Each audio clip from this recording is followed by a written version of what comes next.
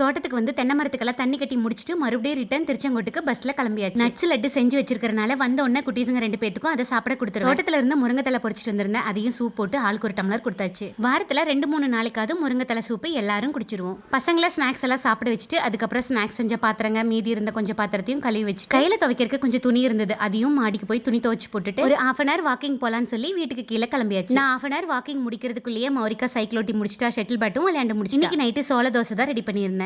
சோள தோசைக்கு கொத்தமல்லி சட்னி ரெடி பண்ணியிருந்தேன். காம்பினேஷன் அவ்வளோ சூப்பராக இருந்தது. நாளைக்கு கம்பு தோசை செய்யலாம்னு சொல்லிட்டு நைட்டே கம்பெல்லாம் ஊற வச்சு காலையில் பச்சையா சாப்பிட்றதுக்கு கொஞ்சம் வெந்தயமும் ஊற வச்சாச்சு. காலையில் பாதாம் சாப்பிட்றதுக்காக பாதாமும் ஊற வச்சுட்டேன். எந்த பயிர் வகைகளாக இருந்தாலும் நைட்டே ஊற வச்சிட்டோம் அப்படின்னா காலையில் சீக்கிரமாக வெந்துடும். பசங்களுக்கு ஏதாவது ஒரு பயிர் வகையில் டெய்லியும் கொஞ்சமாவது வேக வச்சு கொடுத்துருவோம். எப்பெல்லாம் மௌரிகா நேரமாக எந்திரிக்கிறாளோ அப்பெல்லாம் எனக்கு காய்கறி கட் பண்ணுறதுக்கு மௌரிகா ஹெல்ப் பண்ணுவா.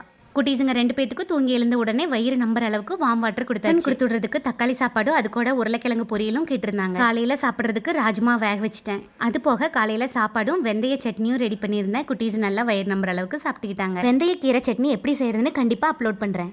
எந்த சட்னி செஞ்சாலும் சரி அதோட தேங்காய் போட்டு ஊட்டி விட்டுட்டோம் அப்படின்னா 2 பேரும் சாப்பிட்டுக்கிட்டே இருப்பாங்க. அந்த டேஸ்ட் அவங்களுக்கு ரொம்பவும் பிடிக்கும். சமைச்சதெல்லாம் குட்டீஸுங்களுக்கும் பேக் பண்ணி கொடுத்துட்டு அது போக எங்களுக்கும் தோட்டத்துக்கும் பேக் பண்ணி எடுத்துட்டு வீட்டெல்லாம் க்ளீன் பண்ணி முடிச்சுட்டு மறுபடியும் தண்ணி கட்டுறதுக்கு வந்தாச்சு. தண்ணி கட்ட போகும்போது ஆயா கிட்ட அட்டெண்டன்ஸ் போட்டுட்டு கொஞ்ச நேரம் பேசிட்டு தான் கிளம்பு. தோட்டத்துக்கு போய் தண்ணியும் கட்டி முடிச்சாச்சு. அதுக்கப்புறம் மறுபடியும் வரும்போது கொழுந்தனார் வீட்டுக்கு போயிட்டு கொழுந்தனார் ஒய்ஃப் கிட்ட கொஞ்ச நேரம் பேசிட்டு அவங்க ஜூஸ் போட்டாங்க. அதையும் குடிச்சிட்டு லெமனு பப்பாளி மாங்காய் இதெல்லாம் இருந்துச்சு அதெல்லாம் கொடுத்தாங்க. அதெல்லாம் எடுத்துட்டு மறுபடியும் அடிச்சு பிடிச்சி பஸ்ஸுக்கு வந்து திருச்செங்கோடு வந்தாச்சு. தண்ணி முறையப்ப 2 நாள் தண்ணி கட்டணும். அடுத்த 2 நாள் சலுப்பா இருந்தா திருச்செங்கோட்டுல இருந்துக்குவேன். இல்லைன்னா கபிலர் மலையில நம்ம கம்பெனி போட்டிருக்கோம் இல்லையா, அங்க வந்து ஆளுங்க வேலை செய்யறத பாத்துக்கிறதுக்காக வந்துருவேன்.